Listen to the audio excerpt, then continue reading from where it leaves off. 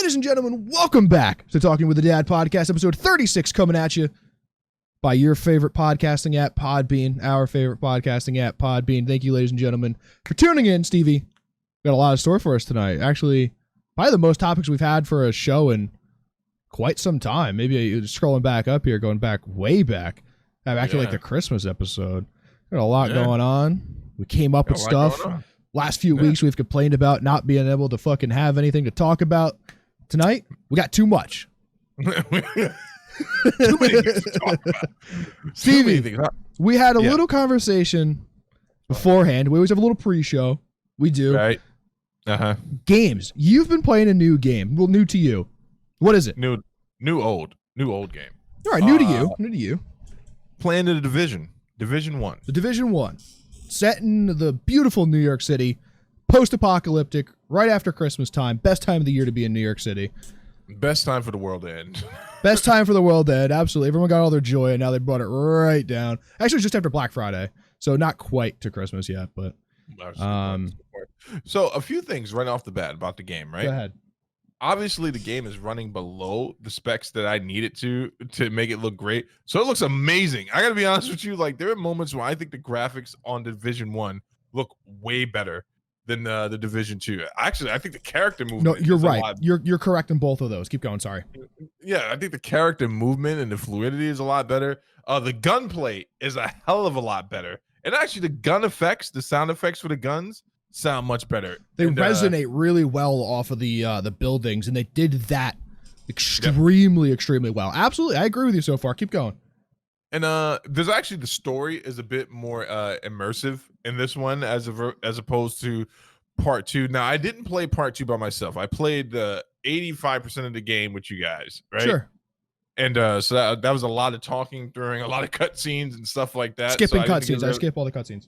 Yeah, I didn't get a chance to get sucked into that stuff, but I'm enjoying the Division 1. So I had played the demo previously before part 2 came out to kind of get familiar with keyboard and mouse, and then I promptly went to a remote control until I finally came over to keyboard and mouse for Borderlands.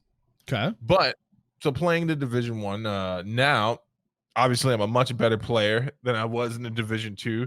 So I'm having fun with the missions. I basically fought my way through a level where I should have been 30 and I was level 4, and I'm like, no one turns me around.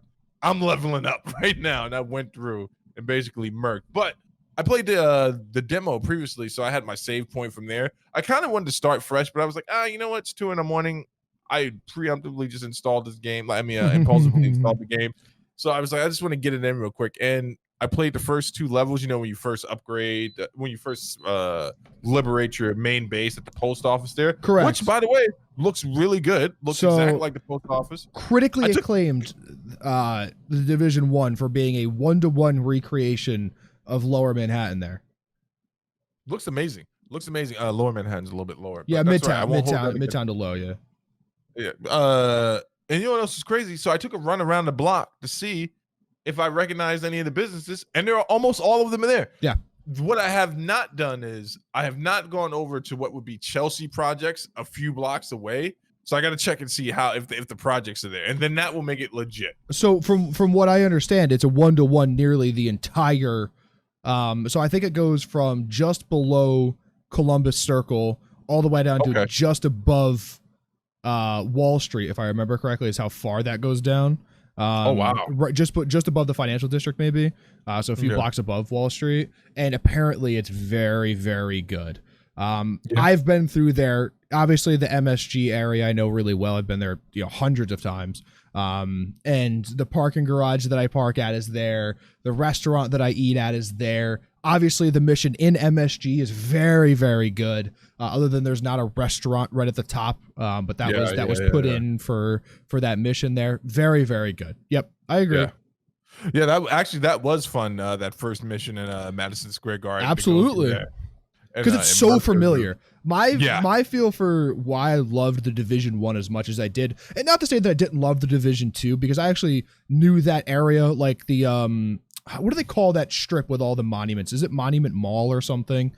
I know what you're talking about. I'm not sure if that's the name, but I know what you're talking about. It's not the name, but But I know that area pretty well. I've been there a few times. But like that area where you're based in New York City, I've literally been in those spots hundreds of times, right? I've gone to so many Rangers games and been there. I've gone to see the tree lit up in Rockefeller Center. I've been to, Broadway plays, right? And like concerts, like all sort of stuff right in that area. And I know that area so well. And that's why it was like home to me.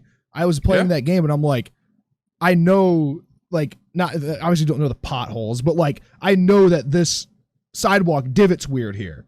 Right, like it is there, and that building has a weird brick on it that sticks out slightly too far. Like, and you see these things, and it is 1-to-1, and it's incredible. The Division 1 was incredible for that reason. No, it is. It's funny because I grew up in the city. I know Manhattan as well as any city kid, and I know things about Manhattan and some city kids don't know. Sure, but we spend a lot of time doing it. But you know what's crazy about that game? That's really, really interesting. Is the fact that this is unlike Division 2, where you just kind of get into the Washington. It does. Well, the Division 2 does take on the personality of Washington, which is kind of spread out. Like there are points where you're running around Washington in the Division 2, and I'm just kind of like, oh man, I can only imagine what a Division 3 in LA would be like. That's like right. Or so what I would want the Division series. Sorry to cut you off here. Is let's make our way across. Right? Yeah, let's go west. Although the Division 2 went back to New York City for a DLC, and I didn't play it. To be fair, let's keep going. Right, let's go to Atlanta. Let's go to like a Charleston, like a super old city. Let's go to, I don't know, St. Louis. Right, St. Louis would actually be a really good city because it's St. Louis is a very interesting city. It's a super sketchy city. St. Louis is the murder rate of most third world countries. It produced the greatest rapper ever known to man, Nelly. If you don't. Okay. Chicago would be a good setting. Detroit would be a good setting. I think Detroit or St. Louis would be really good because if you remember in the Division 1, what happened is the gangs take over. Right. And that's what a lot of it, what you're doing is trying to find a cure, but you're also trying to fight the gangs off so people can live their lives. One of the cities like a south side of Chicago, a Detroit, a St. Louis would be really good because you could play into that aspect again. Yeah, maybe not the climate right now. People like running around shooting people in Chicago. I think though, I would love. I would love. I'm speculating. No, Chicago. You know why Chicago would be good? Because if you've never been to the south side of Chicago, like the area I lived in.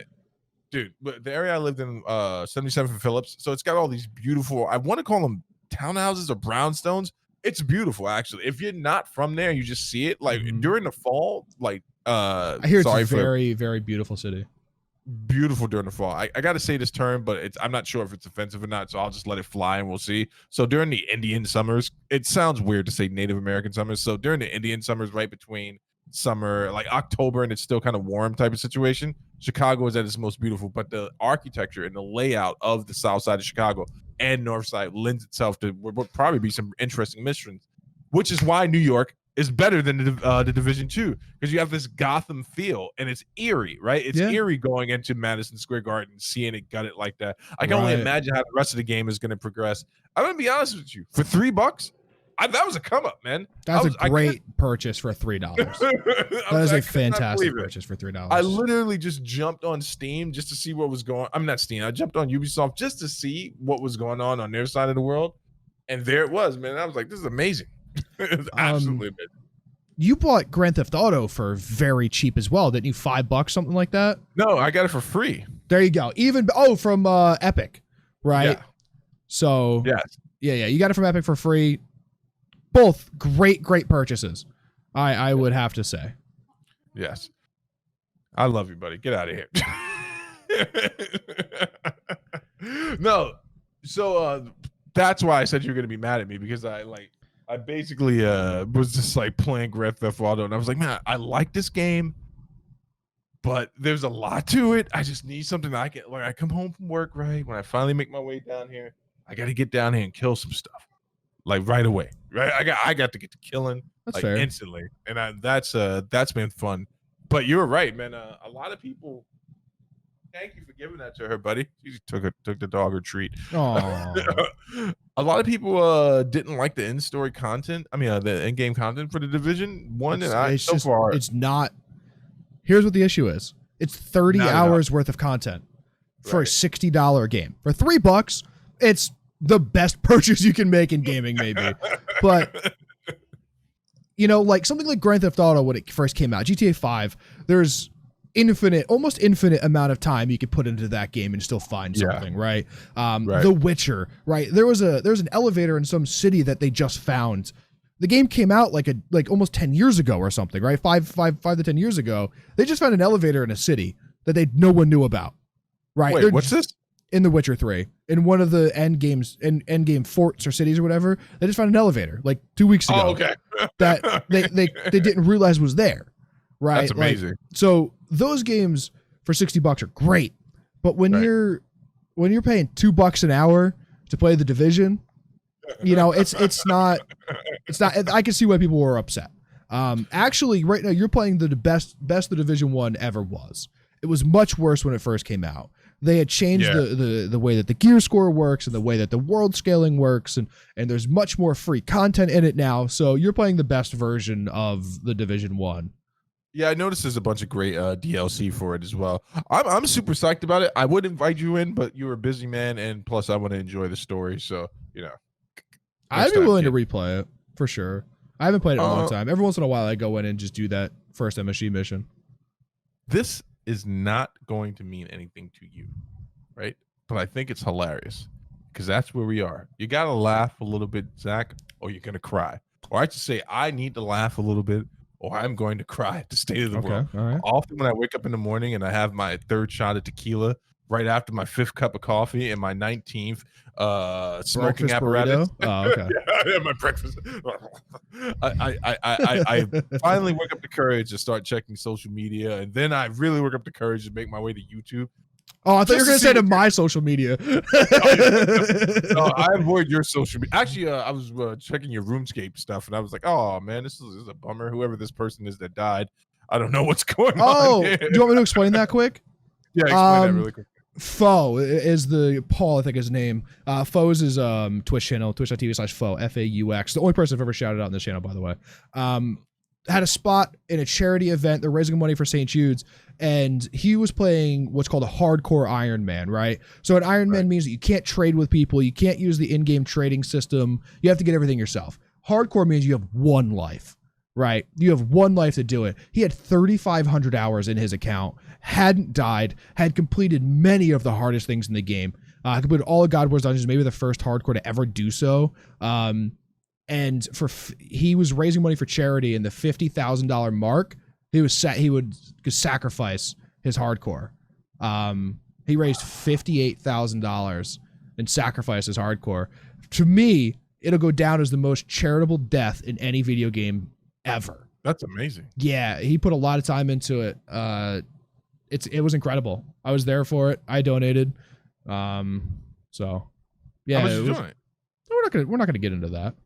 Okay, well, that's amazing, man. I'm proud of you, man. I'm proud of him. That is actually really good. That makes that gives a lot of context to that tweet. Yes. I thought a gamer had died, and I was like, no. The guy's account had died.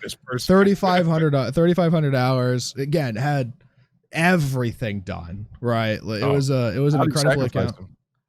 How did he sacrifice? He just went and died to a boss. Okay. It was the highest donator. The guy donated $5,000. Nice. Got to pick the way that he died. Died to corp. Was there any epic music playing? No, because everyone's afraid of that Twitch DMCA stuff.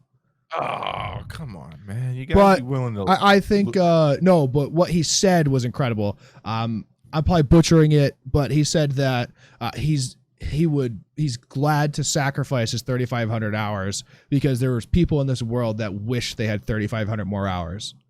That's amazing. Yeah, that was he said that right after he died. Yeah, that is probably going to be one of the best quotes of any selfless act ever, because it's true, man. St. Jude's is a great organization. Yeah. Actually, you know what's funny? We're desensitized. When I say we, I mean the proverbial we, desensitized to what it is they actually do. I actually, for my birthday, did the Facebook donation thing for my birthday, so I just like told people to donate to that, and it's just amazing because like $200 goes a long way for treatments to some. $32 runs a St. Jude's hospital for 1 second. Really? Yeah, that includes the treatments, the hospital bills. Because St. Jude's, when they do work for children, they don't charge them or the family. It's all free. So, and obviously, cancer now is near and dear. So, yeah, I donated. Absolutely. Yeah, that's good for you, man, and that's amazing. I feel a little bit like a scumbag segueing into what I'm about to say now because this is for the sensitive and the fragile of mind. And that's just the way I'm going to leave it. You want to come for me? You can come for me. I'll debate you publicly like an adult because I can hold two positions at the same time and not be offended by things that are not offensive, right? And we have to set a standard. Let's get it. What is it? I'm setting the moral standard for myself. Captain America got freaking canceled. Oh my God. They tried to cancel Captain America in the new Sony Avengers A-Day game, right? So Sony has come out. Okay, I don't know who asked for this. As far as I can tell my research, before I tell you why, I don't know who asked for this. I don't know if there was someone that asked for it or if this was just pushed back by fringe Twitter people.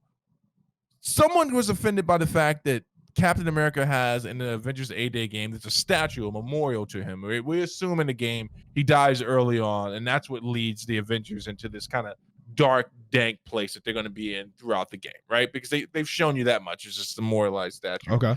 And some people were saying, when I say some people, Sony has not revealed who these people are, felt some sort of way that this is not the climate for Captain America's statue to be standing there looking all beautiful. Where's the statue placed? Is it like in a significant spot where another statue would be?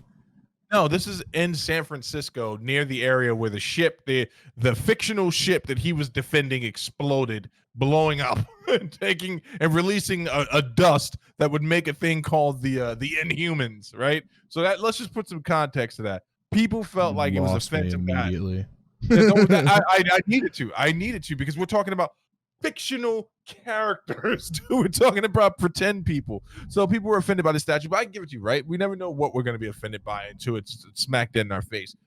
Now, he didn't get canceled, but it was almost there. Sony was on the cusp. I don't care what anyone says. And they came out and they apologized and said, you know what? Maybe this was a bit insensitive of us to make this game almost a year ago and delay it, and now it's not. It didn't come out in June. But they delayed it for good reasons. They came out and said that, like, hey, we were not happy with the end game content, so we're going to push it to September. Everyone praised them for that. That was an honest, or at least a very good answer for the delay. But to hear people being offended by the notion of Captain America, 2 points to make about that. Right? I've already made my first point.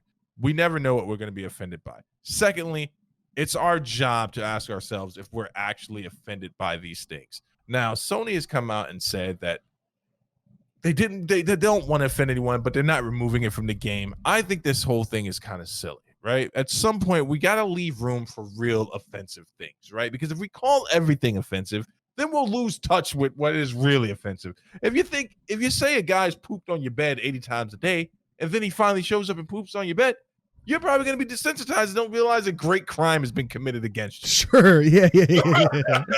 Okay. I agree. So, but at any rate, that one really got me in a tizzy because it was like, I scoured the internet for a whole 10 minutes looking for the people who are. That's a long time. That's a long time to do Twitter research. Do you know what every minute of going through a thread is on Twitter? That's a long time, dude. 60 seconds. You'll probably find it in a few moments. I see you looking right now. I cannot track it back to who the original offended party was. So he's still in the game as of right now. That scene's still in the game. I hope they leave it in the game because it builds the story, and it added a bit of drama to it. So that was one thing that caught my eye this week. I know you have no cares about Captain America, but what do you think about that concept of people campaigning to have something like that removed? I mean, you know my position on this. I think it's dumb. If there's not like a real historical context or, a real legitimate reason to want something removed, right? they're removing statues of Columbus all over the place. I agree with that, right? Okay. The guy should not be celebrated. He was a dictator. He was an awful person. Yeah. But this is fucking Captain America, dude. Like, if you can't discern the difference between a fictional character and a real person, then, you know, you probably don't deserve to enjoy that medium. Let's be fair, right? If a statue in a video game in a fictional location, technically, right, offends you, you should probably go and see a therapist. Yes. Because you have more wrong with you than you probably understand. Yeah.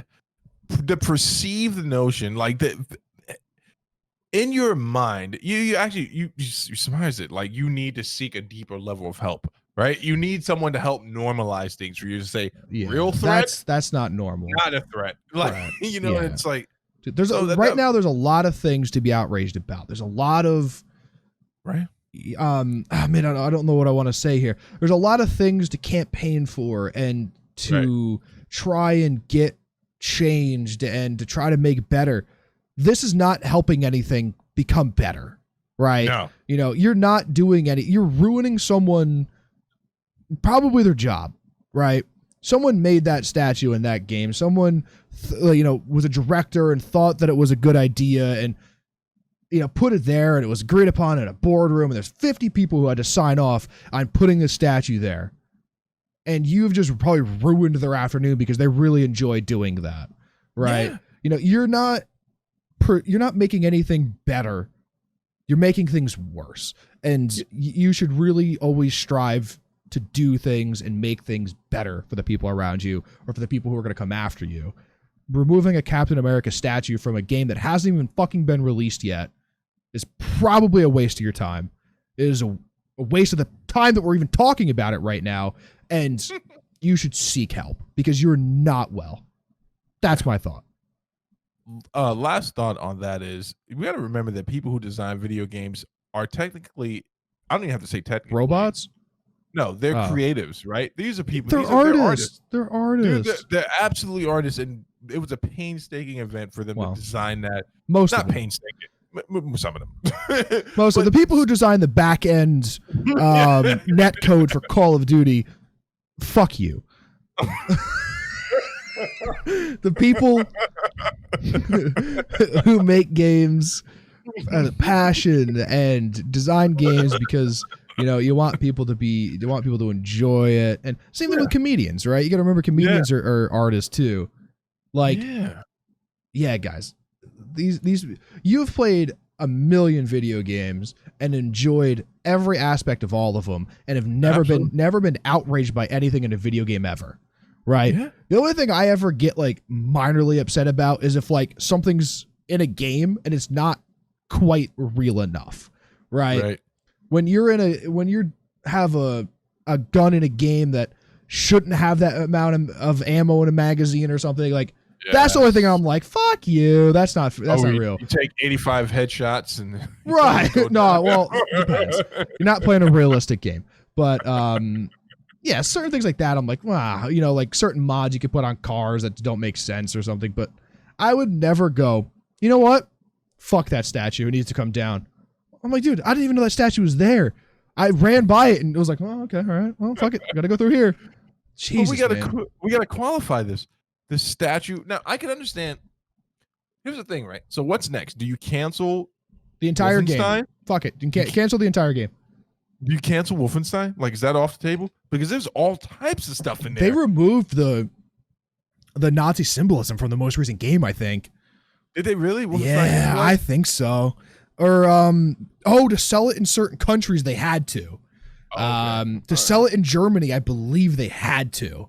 Well, see, that's a little different, right? So with Germany, they're not so much scared of offending as they are triggering and reactivating a notion. They're actually dealing with some stuff in Germany that a lot of people in America should probably educate themselves on, because when you think about the alt-right in America, I'm not saying this isn't a group of dangerous people, but if you ever want to go check out what the alt-right looks like in Germany, they're all these are very, very active people. Yeah, they're not hiding out in the dark rooms of Twitter.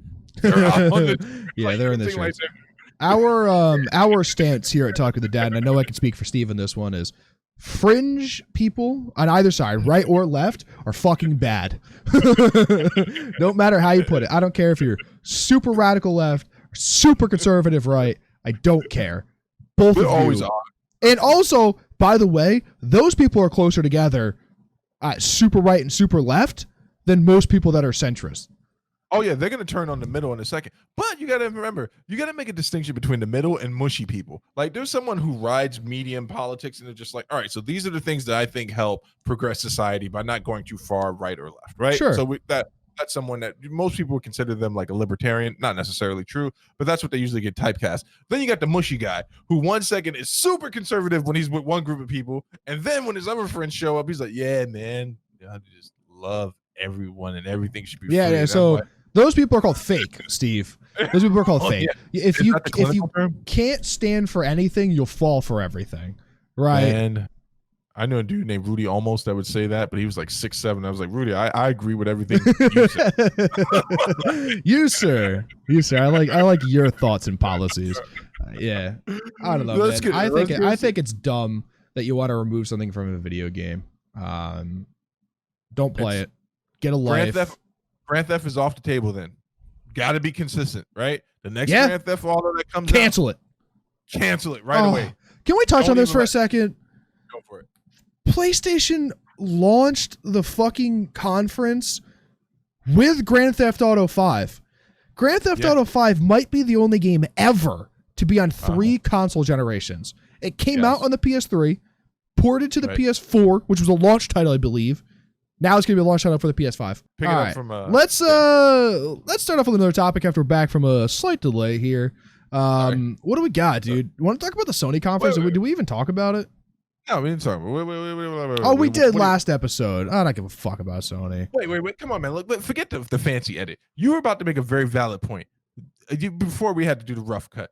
Grand Theft Auto 5 has been on 3 different consoles. 3 console generations, yeah.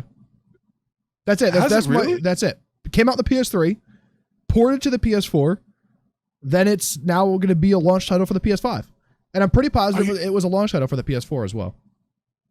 Are you serious? I originally bought it on the PS3 because it didn't come out in PC for like 18 months or something. Absolutely. Holy smokes. Oh, that's right, because Liberty City came out on the PS3 as well, right? As well. No, so it's 4. Correct. It's 4. Grand Theft Auto 4 came out as maybe a launch title for the PS3 very early on in the PS3 cycle, and then towards the end of it came out on the PS3, and then 4, and then now a launch title for the 5, which is absurd, dude. It is absurd. I don't give a fuck about another version of the Grand Theft Auto 5. It's becoming the new Skyrim. Skyrim has been ported from PS3 to PS4, all of the Xboxes. You can play it on your fucking Alexa. It's on the PC. They remastered it without releasing another game after. They didn't remaster the ones before it. Give me an Oblivion remaster, dude. I can't play that game because it looks like dog shit. Like, fuck, man. Stop porting games. Stop. You know where they learned this from, right? Call of Duty. The man himself, George Lucas, he's like, I'm going to make it a THX, a VHX. I'll do the same movie over and over again if I have to. But that's different. Dude, everyone's going to watch the original trilogy of Star Wars from when it came out until the end of time, right? Listen, he did a Criterion. He did a Laserdisc. But people have those different things. We don't want to experience Grand Theft Auto 5 again for the 8th time. Leave us alone. Give us 6. Stop knocking on my door, please. What's the Jordan thing? Stop. Get yourself some help. Like, leave us alone with the fucking GTA 5, dude. Please. It's amazing stuff, man. I'm gonna let you pick the next topic here. Next topic? I don't even know, dude. What I have been checked out from life playing Tarkov this patch. Skate 4. Let's talk about Skate 4, dude. Okay. You know my love for the Skate games.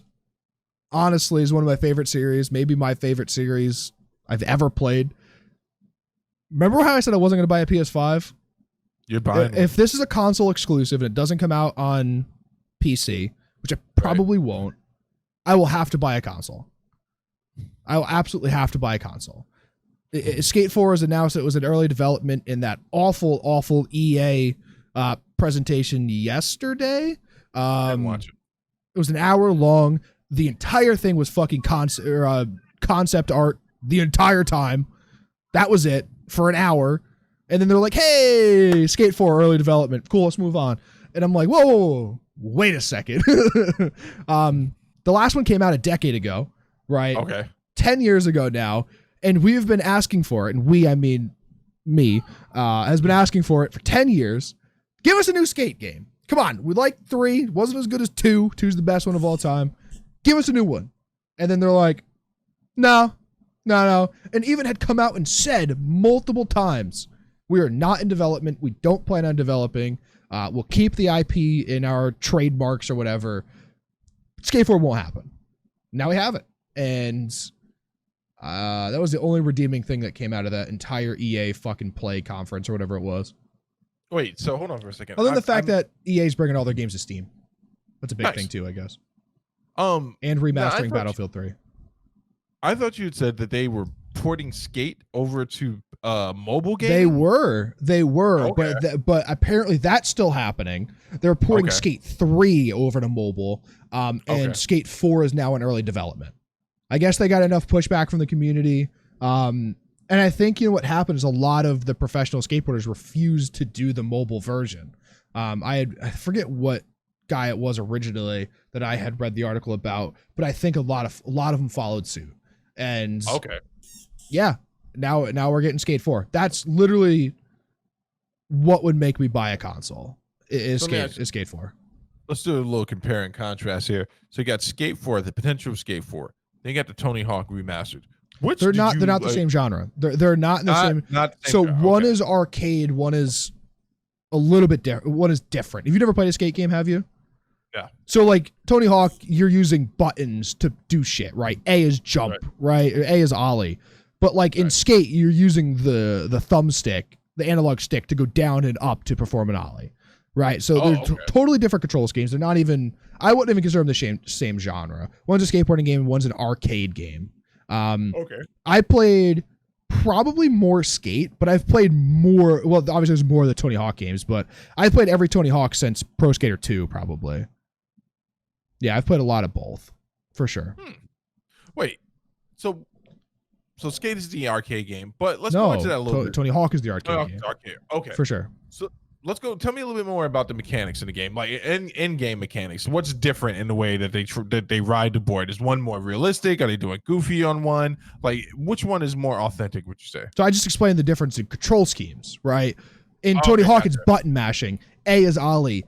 A and left on the analog stick is a kickflip, right? Like, but in Skate, you're using the right analog stick to control your feet, right? You go down and then push up to ollie, down and to the left to kickflip, down to the right to heel flip, right? And you're doing spins and different stuff. That's the difference, right? Tony Hawk is an arcade game, button mashing arcade game, a classic arcade game where you're just hitting buttons all the time. It's like fighting games, right? No one knows how to actually play fighting games. You just hit a bunch of buttons in combination. Whereas you psychopath. I knew that would set Stevie off here. But Skate, you're controlling the feet essentially, right?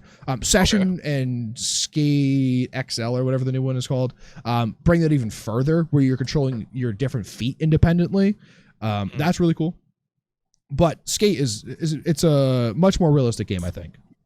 So who do you think they're gonna have in the game, man? Who's like, I've not followed competitive skateboarding or street league stuff for a while. So who's big? Anyone and everyone will be in Skate. Skate. The second or third one was based around following first and second one were based around following Rob Dyrdek around because he was so big at the time, right? You're imagining pre-2010. Rob Dyrdek was the biggest thing in skateboarding, even though he wasn't really a competitive skater at the time. Was he good? Dyrdek? Yeah, obviously. Yeah, he was a pro. Okay. Yeah. He had spots in films and stuff. But yeah, you do different challenges. They always have like an ultra park where it's like Bob Burnquist doing an ultra park. I don't think Tony Hawk's ever made they probably can't make a cameo in the games. But yeah, you get everybody from Burnquest to the Dogtown guys to fucking Navarro to the Lizardman. Everyone, dude, everyone will be in this skate game. That has one of the craziest lineups of all time. Actually, the intro cutscene to Skate 3 is hilarious because it's just like a standard. It's a few minutes long. You probably don't want to watch it right now. Okay. But it's almost like a movie, and you're like watching different things happening, and all of the different skateboarders are playing a different character. And you're like, oh, I recognize all these guys, right? Oh, nice. It's really cool. Let me ask you real quick. Did you ever watch any of the Dogtown documentaries, or have you watched the stuff on the Bone Brigade and stuff like that? No, I don't think I ever have. I probably have way back and I just don't remember it. I have a very, very poor memory for media. You know what? You're still quarantined in your house. I need you to go ahead and look up the documentary for Bone Brigade, Gator, and watch Dogtown. But yeah, I have always wanted to do that. So I'm curious where the storyline goes for 4. Okay. 1, you were a amateur skater making a name for yourself. 2, you were bigger, trying to grow even bigger, and you were the goal of 2 was to sell. No, goal of 3 was to sell boards. Goal of 2 was to get sponsors and skating competitions. Goal of 3 was you started your own board company and you were trying to sell boards. I'm curious on where 4 goes. It'd be very interesting. I always wanted the next one in the series, to be in a new city, because we've had 2 different cities so far. The first one, I know the Port Carverton. I don't remember the name of the city from 1 and 2, but we want something a little more modern. I think I want the entire thing to be based in a city, a fictional city, right? So there's everything can be skatable. And I want you to own a storefront, right? And I want you to have to like pick up. Well, you always had to like pick up skaters and build a team, but I want to like pick up skaters and sponsor amateurs and like you're trying to sell stuff out of your store, and I want that to be the focus of it. So we'll see. That's actually, you know what? That makes a lot of sense. That's the next spot you would go. Right. Yeah. Amateur skater, big pro skater, start your own board company, start your own retail store. That's my thought. Get me in front of the directors for EA, and we'll make the game great. But that's where I want it to go. Here's what we do. I'll distract the guards in the lobby. You run upstairs with your shoe on and make your presentation. It's like, and everyone's screaming as everyone hogtied, and I'm like, and next slide. And here I see we have a retail store. Look, people coming in and out. Potential sponsor right here. Look, I'm making goals for the guy to hit, and I have to see the film he made. Next slide. Everyone's like, oh my god! There's one guy in the back. Karen. There's one guy in the back going, this motherfucker making a lot of sense. Don't tell him. The big intern, like, man, this guy's really smart. You know what? So that's funny because I didn't think there was anything that would make you reverse pivot on wanting to get a console. I have always said the only thing that'll get me 100% to buy a console is a new skate game. Is that on record? Can I look that up in the archive? Maybe not on our channel, but I've said that many times on Twitch. I've said that many times on previous YouTube channels. Everything, dude. I did a full Skate 3 Let's Play on a previous YouTube channel. Like, oh really? Yeah. I love the game. I like truly love the game. Yeah, I remember when I brought the PlayStation 3 in and you were playing it for a little bit on PlayStation 3, and then that night you went home and tried to find it in the Xbox store, right? Bought it on the Xbox store. Absolutely, and streamed the entire thing. Like the next day. I played it for like 12 hours and beat it in one sitting. But that's what a good game should inspire you to do, right? Like a good game love it. Instantly draw you back in. Just like Days Gone has done to me. Every time I look at that game, I just get filled with so many different feelings that most of them are rage and guilt and disappointment, rage, shame in myself. Yeah, man, I love the Skate series. I'm glad they announced it. It'll be fucking 2 years before we see it. PlayStation will be coming down in price. It'll be a perfect storm. Yeah, it'll be half of a mortgage payment instead of a full mortgage payment. That's a good point. That's a good point. So EA decided it was a good idea to show an hour of pre-development concept art. That's it. We've already kind of touched on it a little bit, but that's pretty much what they did. They announced a few things. Obviously, Skate. They showed off the next FIFA and the next fucking Madden, but who cares? Same every year. And pretty much Fans are there for that, man. They love it. Yeah. I don't know. Was it NBA 2K fans or Madden fans, but they've been around longer. So I'm gonna say they're more dangerous, right? They're both pretty dangerous. The NBA 2K fans are more toxic, and the Madden fans are more, I don't know, dumb. Actually, the FIFA fans are the most toxic. But yeah they pretty much showed concept art for seemingly nothing for a long time, for about an hour. That was it. They thought it was a great idea. Sony had a lackluster conference. EA had a fucking lackluster conference. Xbox is having another one this month, I think, or the beginning of next month. Xbox is doing another conference, so I'm assuming they have something big on the line. They need a do-over. They need a do-over for their game reveal. They need that. I don't know if you watched it, but it was I don't think you don't get a do-over. Fuck you. You don't get a do-over. It's about a first impression. It's not like, hold on a second. So I knew I hit you in the knees the first time I met you, but can we do this again? And they're going to do the same shit again.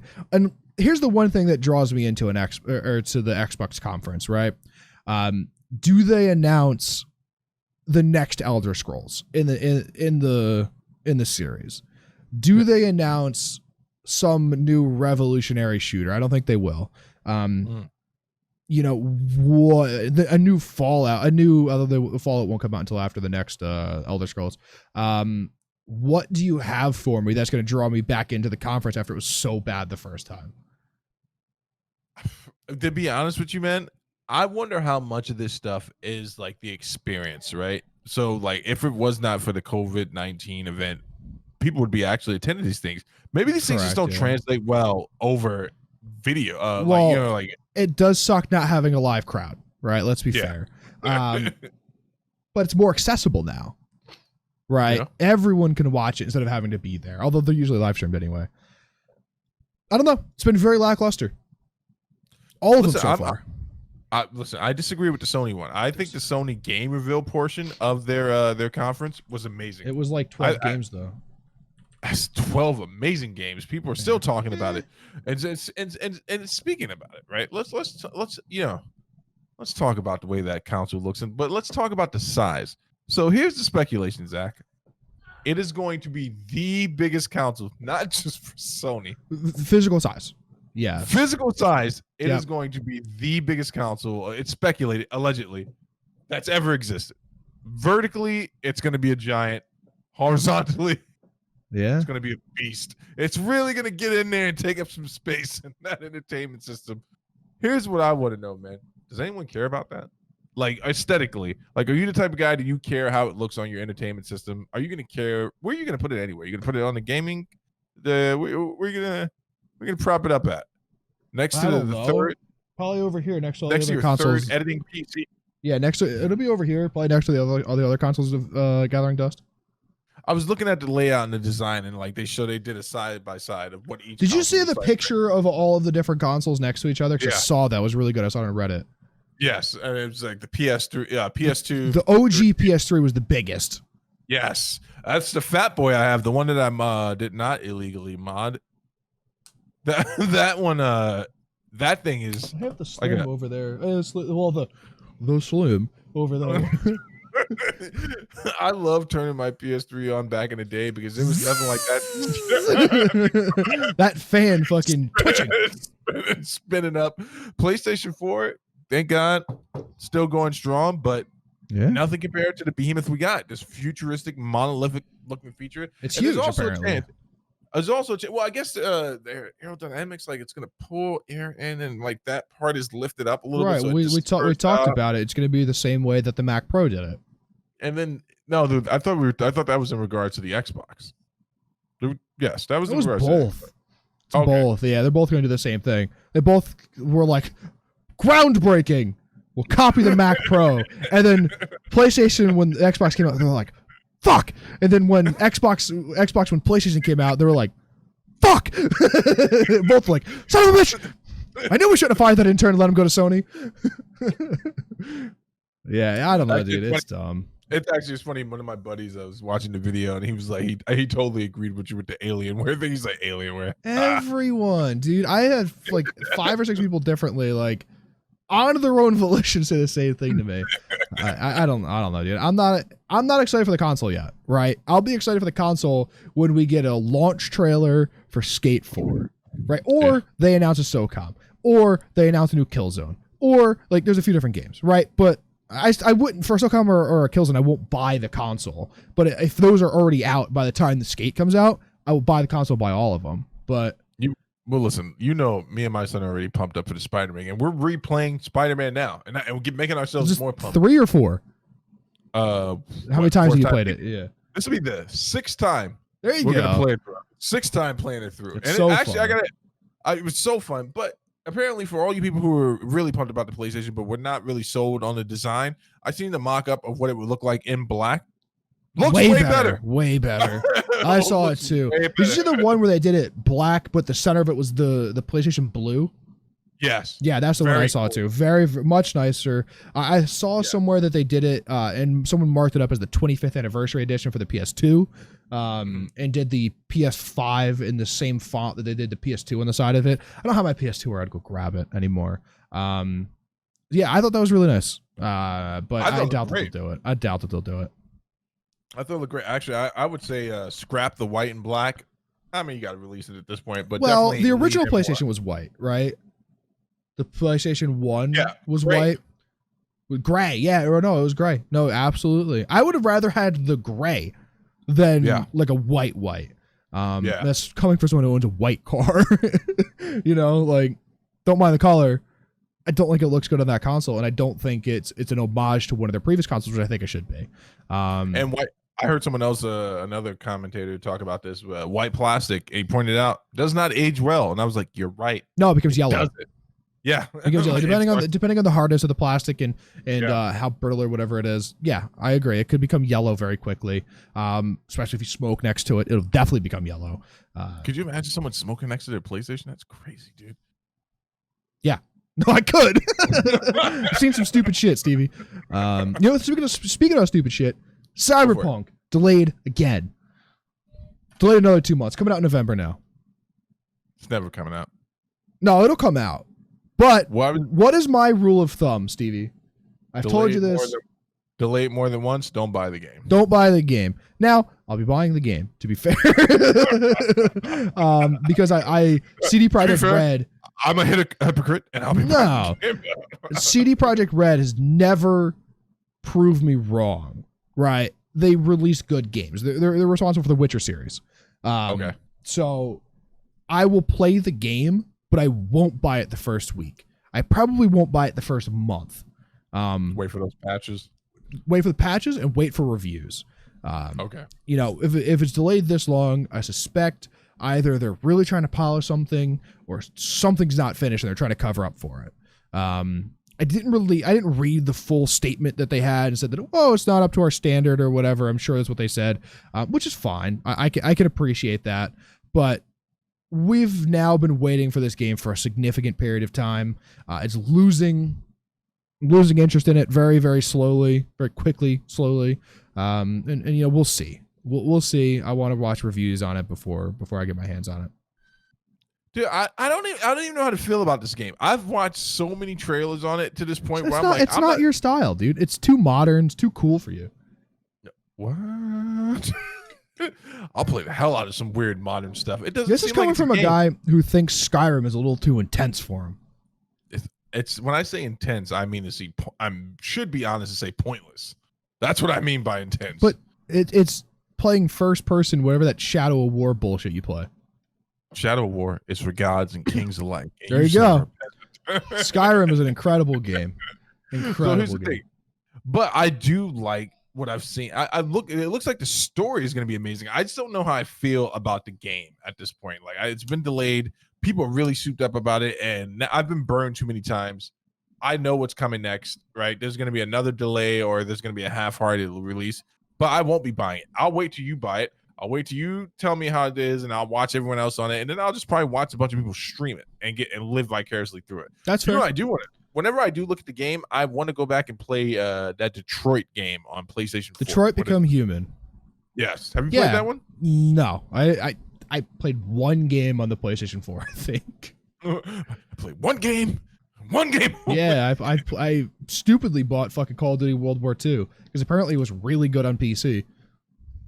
But I bought it on the cancel. Somehow it always comes back to your toxic view of a beloved game by a beloved developer, owned by a beloved benevolent company. Yeah, right. We'll go with all of what you just said, my friend.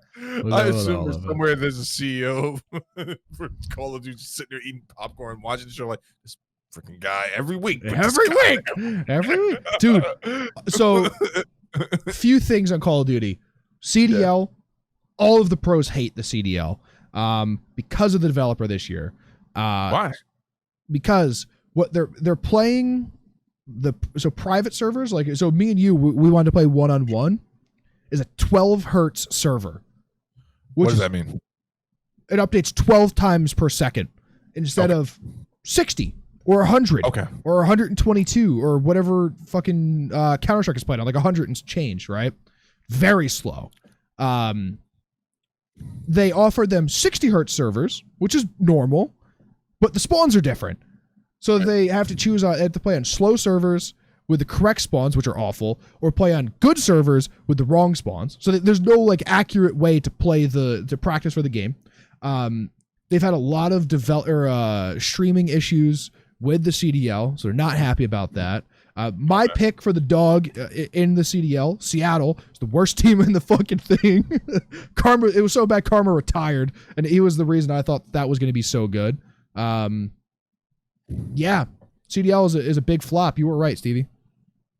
Wait, I said it was going to flop? You called it. You called it. What did I say? You said that. You said that. It's so hard to keep up. Yeah, I know, right? You and all of your misspoken names. You said that the first season of any given organization is always really, really bad, and you thought it was going to be bad for the game. Listen, here's the thing about it, right?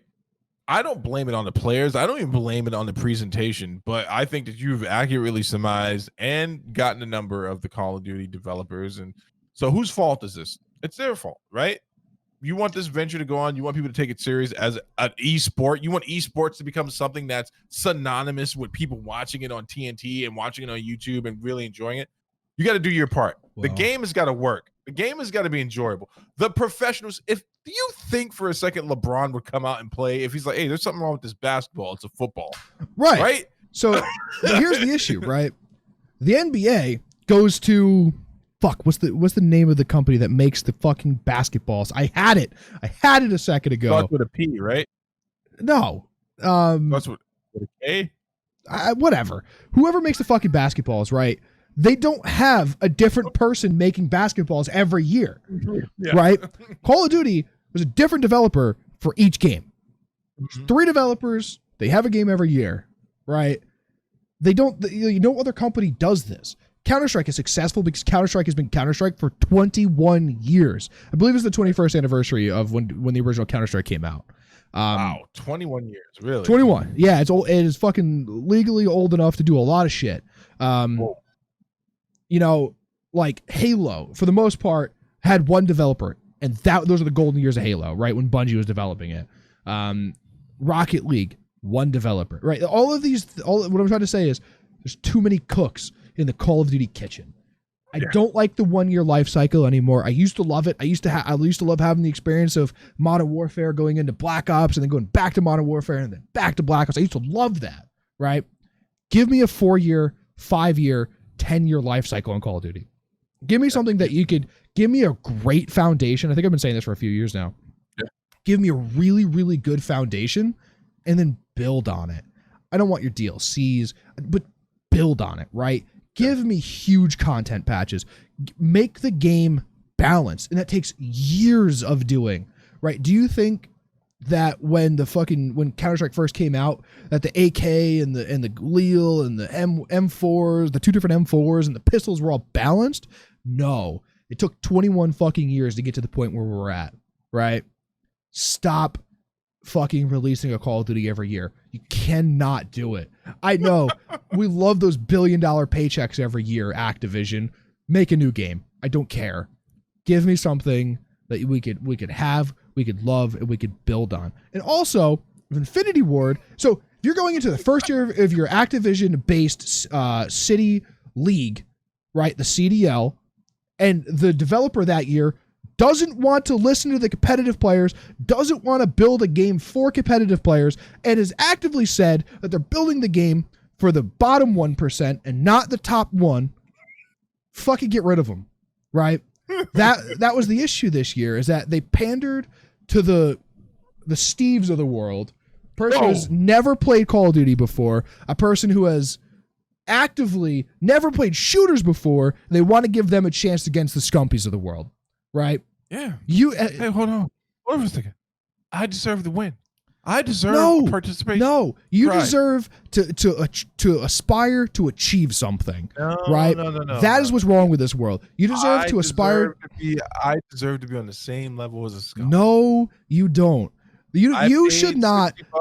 Day one should not be on the same playing field as someone who's been playing it 100 hours a week for the last 10 years. It's not my fault. You wasted 100 hours a week. I paid $60. I need to get in there and be good. In fact, you are what's wrong with this country.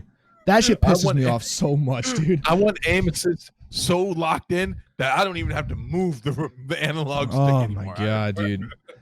That's listen. You're going down a dark place, but everything you said is 100% true. Here's the reason it's 100% true, because it's coming from someone that actually cares about the property. It's unbiased. You're not saying these things just to be a troll. You're actually invested in this. And I'm over it. Valid points. I'm done with it. Listen, I'm not buying a Call of Duty again for at least another 4 months.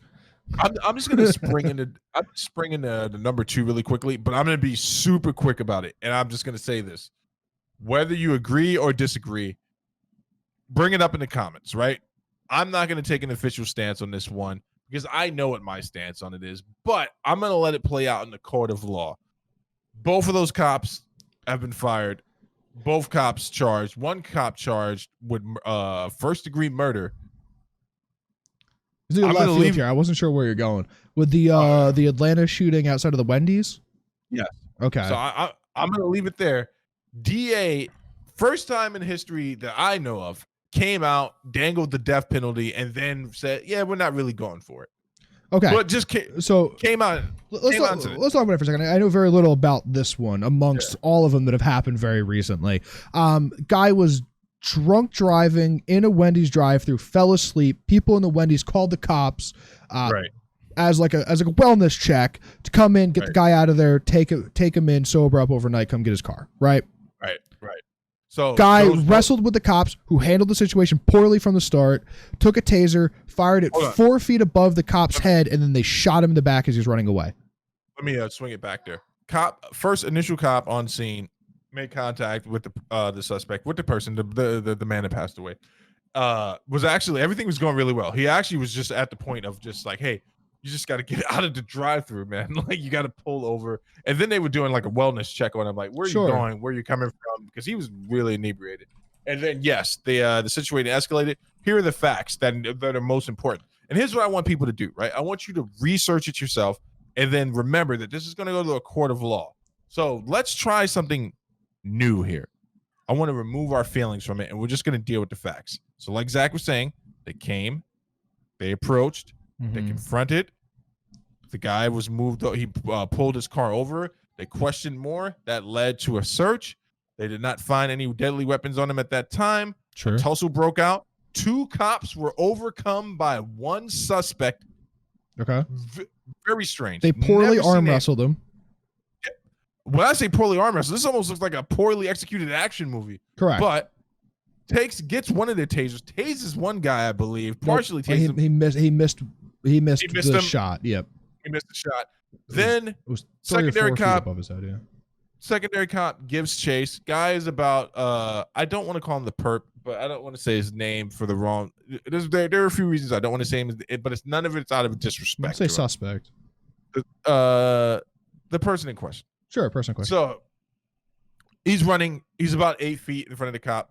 Turns back, points the taser at the cop. There's a point where you can see in the video the cop switches the taser from his primary hand to his secondary, pulls his pistol, lets off some shots.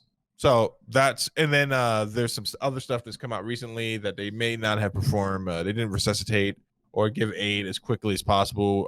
There might have been Makes a kick sense. on the ground or something like that, Mhm. and then the standing on his shoulder. All of those things can be normalized with kicking to see if he's still responsive, standing on his shoulder to subdue him just in case. I'm just going middle of the road here, right? Okay. So here are the facts. You gotta, if you want to make an informed decision for yourself about this, you got to look up Georgia state law, more specifically Atlanta PD policy in regards to tasers and if they're considered deadly weapons. I believe they consider deadly weapons. So the next thing, go ahead. No, you finish because you're in a long point here. I'm sorry. The next thing you got to do is you got to ask yourself, if you do determine that it's not a deadly weapon, if you do find out that the policy itself says that it's not considered a deadly weapon, was the cop in any immediate danger? And then after you've done all this exhaustive research, you also got to remember this has got to go to court. Okay. And this is going to play out in the court. And it's right. There's a lot of different policies going on here. The reason why I'm not giving an opinion on this one, and this is different than George Floyd, right? So I digress, and I'm just going to let this one play out in the court of law. It's very sad that a man lost his life. It seems like the secondary officer is already positioning himself away from his co-worker. The DA came out and said that this guy was going to flip on him. Another thing I've never seen a DA say publicly before. I've also never seen a coroner come out and say that the cause of death was homicide when it was from a police officer. Yeah. That's another There's thing. a lot of nevers going on here. So it's because of the times, but yeah. Yeah. The weird thing is, so I did watch an interview with the secondary cop, his lawyers, and they came out like that day and they're like, no, we're not cooperating with the DA. What we're doing is representing our client. We don't think the charges should have been charges should have been brought against him. But then they're saying he's going to tell the truth no matter what the truth is. So you see where we're going with this. Well, they're lawyers, so that's probably not the case. But okay. So, all right, you're not going to give an opinion on this one. That is absolutely your right to do, but it's also my right. I'm going to give an opinion on it. This was a poor shooting. As far as poor shootings go, this was a very, very bad shooting. Not saying all shootings are bad or good, right? Because it goes both ways, right? There are police shootings that are 100% acceptable. Guns get drawn, whatever the case may be. Maybe poor ones. There was that fucking guy in like Vegas that was drunk in his hotel room, and they kept giving him wrong commands in the hallway, and they shot him in the hallway for no fucking reason. Horrible. That kid was terrified. One of the hardest videos to watch I've ever watched. One of the hardest videos to watch. This was a really, really bad shooting. You can't, as a police officer, get overcome by one guy when there's two of you. Let's start there, right? Absolutely. The man 5 minutes ago was so drunk in his car that he had fallen asleep, right? Yeah. That is twice. That is end stage of inebriated, right? Yeah. The guy fired a taser 5 feet above your head, didn't hit anybody, was afraid, was afraid in this situation, right? I think you either let the guy run, hop in your cruiser, follow him, wherever he stumbles and fucking breaks a leg, you pick him up, right? You can't use deadly force here. He didn't have any weapons on him. You had already confirmed that. He stole your taser. What the issue is here, the cop shot the guy because it was embarrassing that they fucking got out wrestled and they got the taser taken from him. And you forgot one very important thing. So this is up. We're trying to figure it out. There's a chance that the taser that he had malfunctioned. Period. Because there you go. The taser he took from the cop. There's a reason I'm not giving an opinion. I just want to give people the facts. I'm giving an opinion. Go for it. The reason the man got shot is because the cops were embarrassed that they got that one of them had gotten their taser taken away from them, and that is the only reason. If that guy had just gotten up and run away, there is no way they shoot him. So here's what you got to do. You can't. Here's what you got to. That was a dramatic pause, Steve. Come on, stop ruining my fucking points here. You're on a roll. Go for it. I know. You can't, as a police officer, go into a situation like this trying to win or lose. And when you're in the face of losing, pull a gun and shoot a guy, because that's exactly what happened here. We all know that a police taser has one fucking shot in it, right? Before you have to reload a cartridge on the top of it, you have one shot and you can pulse it, right? You can pulse it, but you can't shoot more cartridges out of the gun, right? Is it only one shot? I thought it had two, one on each side of that. So it shoots. It shoots two prongs, right? But that's how you make an electrical connection, right? You gotta hit. Okay. You hit right. If you hit one, electricity goes in, but it doesn't make a connection. So like, if your car battery only had one side connection, right? No. I get what you're saying. I'm saying that on the actual device itself. I thought you might know better than me on this. Whoa! I tased that deer, and that deer had to come. But so let's say one or two shots. Shot fucking 5 feet over your head the first time. It was almost intentional that he's missing. But man, you can't go into it. The moral of the story is, as a police officer, you can't go into a situation trying to win or lose the engagement. This is not a fucking game. This is a man who lost his life because of your negligence, of how bad of a police officer you were, right? So here's the thing, right? That's the scenario we're in. The only I agree with all the points you made. Here's the thing we can't miss, right? So let's say he would have subdued both of those cops somehow, and he's like strangling one to death. Then that is a 100% justified shooting. So this is where the great debate comes in. So because a lot of people have posed that same argument where it's like you can let him evade and follow, right? Yeah. He's on foot, you can follow him, but then there's like, well, what about the bystanders? And those are all that's what I'm saying. You have to take all these factors. I don't know how many bystanders there were, unfortunately. Well, apparently that Wendy's was packed that night, because that video. I love a good Wendy's. Man, I want a Baconator so bad right now. Oh, but I digress. Tomorrow, that sounds like a good idea, Steve. I hate you. But so now we're past the point. The man is dead, and that is tragic. Unfortunately. Now his past is starting to come up. I don't like bringing a person's past into the conversation, because that's a straw man's argument. Who you are today is much different of who you are then. Right? Amen. So here's the thing, right? So now this thing is going to go to court, and I'm asking for Talking with a Dad listeners and people in general. There's a group text that I'm in with a few friends of mine, and I watch everyone throw stuff around. And there's one of my buddies who's really, really, you'd actually really like him. He's really, really centered in, like, all right, so we got to look at the facts. And this is going to play out in the court of law. So before we all start getting our emotions riled up on how it should be and how it shouldn't be, you got to remember that there are some facts that govern this. You got to look at Georgia state law, and then it's spelled out plainly there for you. And I'm not trying to set you up. I just want people to make an informed decision, right? So what happened to George Floyd was wrong on every level, and it shouldn't influence this in any manner. Exactly. So I mean, we got to be careful with that type of stuff. And then speaking of which, fair. My stance is always make the most informed decision you possibly can. Right? Absolutely. No, I agree with everything you said. There's a reason I let you say it though. I'm gonna be, in this instance, I want people to not come after me, hit me with those text messages on the side. Not that anyone does that. That's fine.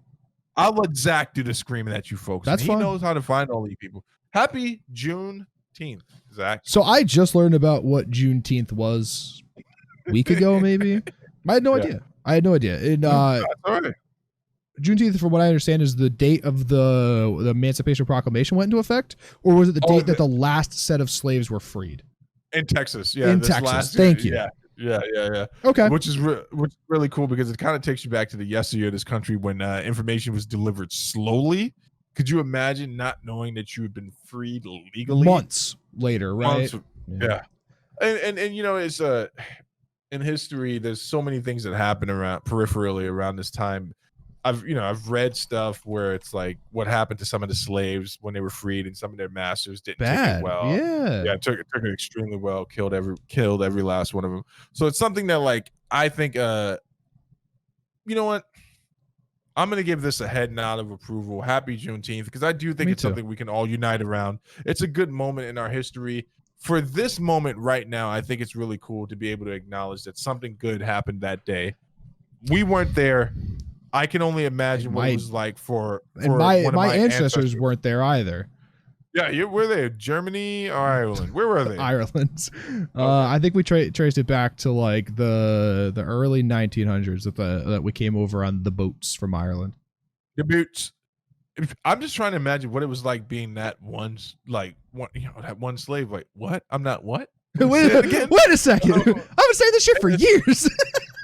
Exactly. Like just to finally for the concept to be such an interesting. So of course, here's what we got to do. We got to unpack a few things around Juneteenth. Juneteenth is not the commemoration of the slaughter at Black Wall Street, which took place in Tulsa. That happened sometime later. Where that stuff. So those are two separate instances. Before anyone, I just want to help people understand that. But happy Juneteenth, and happy Friends to anyone that's working their way through all this hell of a year, 2020, man. Dude, this year has been a long decade, bro. This year has been a long decade so far. I have a thing I wanted to say, right? Go for it. Tarkov, this is going to be really construed at the beginning. Tarkov drops are going on right now. Tarkov is sitting at the top of Twitch. So what they're doing is every day there's a different group of streamers that have the drops enabled on their channel. Yesterday, the day before, Clean had the drops enabled on his channel, and he was also put on the front page of Twitch, which is a big boost. Clean's one of my favorite streamers in the Tarkov community.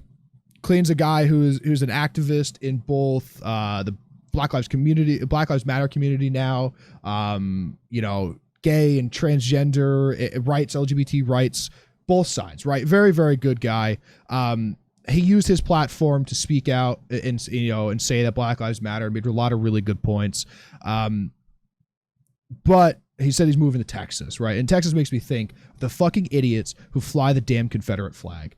And these people are maybe the dumbest group of people I've ever met in my entire life. You've come into account with fucking Confederate flag people, I'm sure. Pennsylvania, yeah. It's all a PA.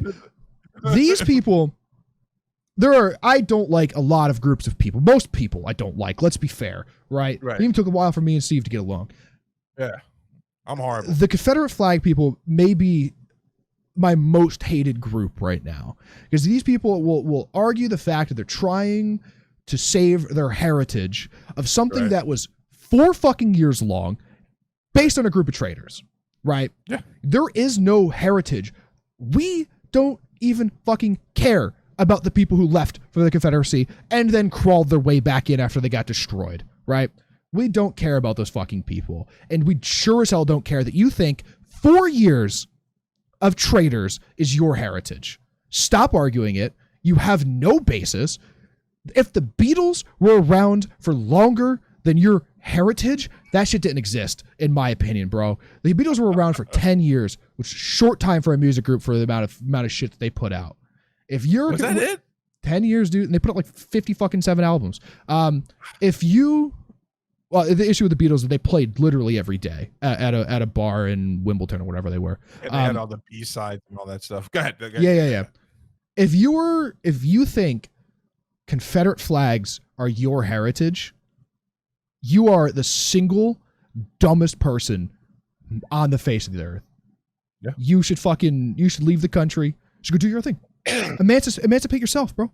Get the fuck out. I hate you people. Here's the thing, right? Here is the fundamental. Dude, a jar of peanut butter lasts longer on a shelf than the Confederacy. Here's the fundamental flaw in the foundation of their argument, right? You cannot say on one hand, I am celebrating my heritage, and then on your second post, say I'm a proud American. Those two things don't. Correct. Yeah, you're celebrating people who didn't want to be in the U.S. anymore, right? They wanted to be their own thing. Because you can't be a proud American and support traitors. No one supports Benedict Arnold. Yeah. And the next thing is they'll go to the argument of, well, it wasn't just about slavery. I'm like, well, yeah, but it was about states' rights. Fuck you. Yeah. You know nothing. But here's the thing. You got to get your argument correct. Are we arguing that it's a part of your heritage? Are we arguing that it's not just about slavery? Or are we arguing that you can still be a proud American? Because if you're arguing that you can still be a proud American and celebrate being a descendant of the Confederacy, you also then cannot get mad at black people for celebrating that they're descendants of slaves or calling themselves an African Americans, which is usually that same group. They're the same group. That same group of people get.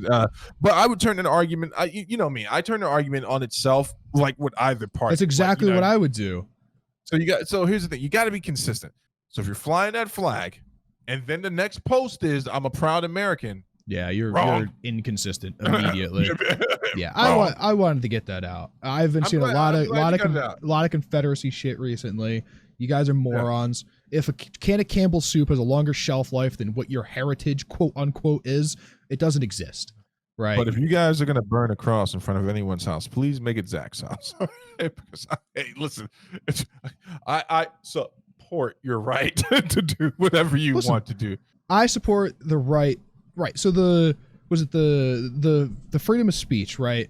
I support the right for anyone to say what they want, but it has to go both ways. So when you say something and then I argue back and you immediately get offended and want to silence me, you are then again just a flaw in your argument, right? Like, I can't stand those people, dude.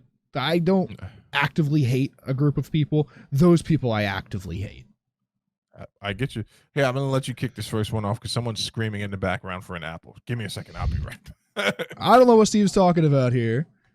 I think it is a topic. There's going to be no sports this year. He doesn't expect that. He expects the other topic. Most likely we're not going to see another sports league this year. UFC's back. NASCAR's back. Formula One is racing in the beginning of July at the Red Bull Ring, I believe. But we're not going to see a major sport back, I don't think. Baseball might be able to do it. Football probably won't come back because of both a lot of the players dislike the league's opinions on the Black Lives Matter movement and the COVID issues.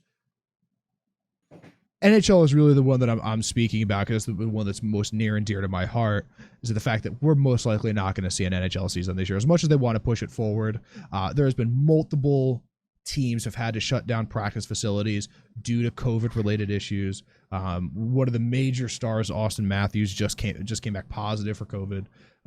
It's going to be a bad scene if one of these teams, one of these leagues decides to play, and God forbid, one of the players, a referee, a training staff, a coach passes away from COVID during the season, during play.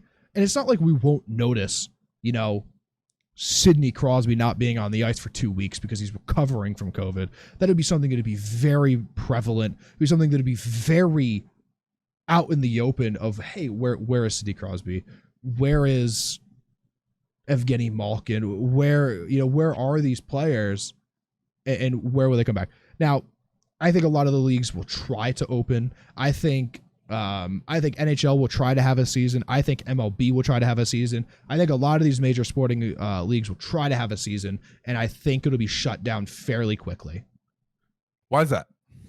I just explained it. You missed it. The NHL, right? I'll use NHL for example. Austin Matthews, one of the star players, just came back positive for COVID.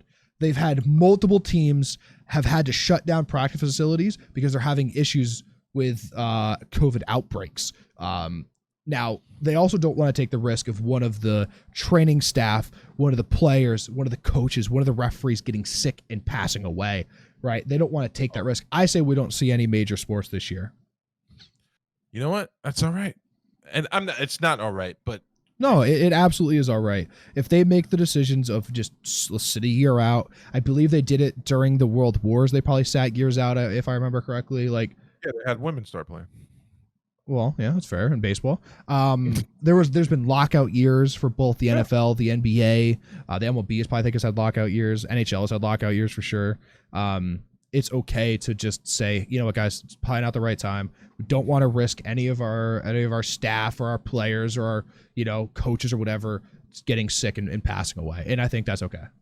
Yeah, I mean, absolutely. When it comes to preserving life, right, and you be consistent with that across all lines. If you want to protect people, protect them, and then we just have to, as fans, learn to deal with it. Like, you know what? I agree. We still got MMA. Amazingly, MMA's though, back. I've heard some things that boxing are going on will be coming back. What's going on in MMA? What'd you hear? I just hear the fact that USADA's not testing people thoroughly, and people are taking this to advantage, right? They can't. Some fighters can't fight. You have probably half of your entire organization can't fight because they can't come from overseas yet, right? Until we get Fight Island or whatever. So it's not going well from what I've heard rumors. NASCAR's back, which amazingly NASCAR's probably handled the situation the best, right? In both the COVID climate and the Black Lives Matter movement climate. Formula One will be racing soon. In July 5th, I believe they're racing the Red Bull Ring. I don't think you see. I think PGA is playing as well. Golf is playing, but I don't think you see an MLB. NBA might come back, but I think a lot of their players right now don't want the season to happen because of the movement going on. I know Kyrie has spoken out about it a lot. Kyrie said he would refuse to play. So I do. NHL's having a lot of issues. Apparently, they're trying to lock down a bubble in Canada somewhere to where there's no one in or out, and everyone's just going to be there and they'll play. But yeah, I think we're not going to see sports this year. Again, so this is where the reality versus fiction comes in, and I'm going to motivate people to go do some study, right? Go and try to find different sources and look at the data, and then put your feelings to the side, and then say, hey, are they making the best decision based on the data? And I think they are. If they decide to can it and just keep everyone safe based off of the data, but then you're going to have those detractors who are always like, well, you know what? I went to a restaurant and I sat outside without a mask, and I think that this is just a huge scare tactic. But to use that argument that this is a scare tactic, you are in some way acknowledging that there is something true about it, right? Because there has to be some level of truth. Yeah, I don't think they're thinking that far ahead. I can be giving them way too much credit. Here's the thing: COVID-19 is a real thing. It's affecting people. There's been a spike in Florida, like 6,000 cases or something. Arizona, like that. South Carolina, Georgia, every state that is opened. Don't think for a second I'm giving the people who protested a pass, because here's the thing: if we're being consistent, I know what they were protesting for, but a lot of those people will probably, if they do get tested, are going to come back positive. And they're going to have to live with the decision that they made to protest. That's not an arguable point. It just isn't. Maybe one day me and Zach will do an episode talking about the Black Lives Matter movement versus Black Lives Matter sentiment, because they are definitely two different groups, and you have to be aware of those things. I do think that of all the company, of all the organizations, if this is a real post where NASCAR responded to that one guy and they were like, I'm sorry. I don't think it was. I can't find it anywhere, but that shit was hilarious. It was amazing. I'm sure if you just type into Google NASCAR trolls driver, it'll come right up, because that's response to everything. Zach, what's up? You got a new car 3 months ago. 3 months ago. Right? Just about to the day. 3 months ago. It's a little bit longer. Had a little situation. Right in the beginning. I was without it for like a week or so. Yeah. 5 days. Had it back. Thing sounds amazing. You ripped off down my road, nearly ran that poor old woman that's jogging up and down the road. She was a younger lady, Steve. She was agile. She could have jumped out of the way. The dog moved. The dog knew what was going on. 3 months later, how you liking it? Love the car. I absolutely love it. It's a great purchase. I own a GTI for anyone. Any of my car fans. There's a few of you out there, I'm sure. A little bit of work done to it. It's actually not loud at all. No, it's not. No, it is. I think it is the perfect sound. I like it. I like it a lot. I worry about big purchases, right? Anything over, I don't know, $500, right? I worry tremendously about, and I'm okay with this purchase. And yeah, it's great. It's great. I love the car. I have a lot of fun with it. I think I've put 5,000 miles on. No, 7,000 miles on it in 3 months. Wow. Which is a lot. Yeah, I drive a lot. Where you driving to, buddy? Imagine I was working for most of it, going back and forth, 70 miles a day or something. That's right. So yeah, I absolutely love my car. I've never owned, I guess you consider it a sports car. I actually don't know what you consider a GTI, if it's a sports car or a sporty car. Is a difference. I love it. Yeah, I really, really do. I'm a huge car guy though. So, I mean. Does it have a turbo kit in it? It's turbo. Yeah, GTI is a Golf turbo. Yeah. So, I've always wanted to ask this question. Turbo different than NOS, because turbo is compressed. Is it air turbo kit? What's going on there? So, what's going on? NOS is an injection that provides a short shot of more oxygen into the engine. Actually, pure oxygen, NO2. Where turbo is an addition to the engine that will provide a spool of oxygen into the engine. So Nas, you have to press a button. You just short burst. You get a boost of whatever. Where turbo's always on it. Turbo is more akin to a supercharger on the American muscle side of things. Let me ask you a question. You take that thing racing anytime soon, or have you been racing and just not said anything about it yet? No, I would never do that. I would take it to a track though. I do feel like the way that the car, like you feel everything on the road, bumps. Literally, I could look at a rock and go over it and feel that rock was there. So I feel like it's a really well set up for actual track use, and I would do that. I would check the brake lines and brake fluid and stuff, and actually make sure it was race ready before I did any of that. But yeah, I would do that for sure. You know what? F your car, man. My Mazda is killing it. Yeah, I saw that door open. I was like, the killer's finally there. Yeah, the dogs are running around. No, actually, I really like the car. It's funny. I went to a car show in California right when I started working back out there. Cars and Coffee, one of the Cars and Coffees. Ah. So there's car shows out in California. Actually, they're all over the place now, but the original one started out in California called Cars and Coffee, where it's super early in the morning. They serve really, really good coffee, and it's a car show. No, this is at the friggin' LA Convention Center, man. This is only coffee they got there is from the homeless. Do you mean the LA Auto Show? Yeah, that's different than a car show. There's difference, but okay. But I went there, and now knowing you now, there was a Subaru section that was there, listen, I gotta be honest with you, man. When you hear the word Subaru, you're thinking dad and mom mobiles, right? No, for the uninitiated, yes. Right, you're thinking of the Outback or the Crosstrek or yeah.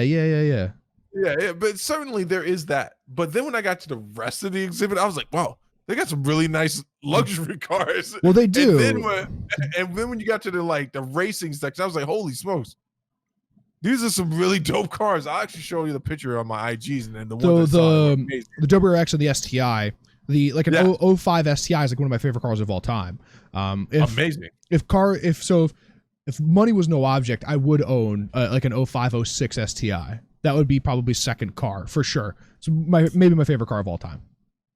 I definitely just want to get a Tesla, man. I don't know why I want one so bad. Not the Cybertruck. Because you hate driving. Because you hate driving.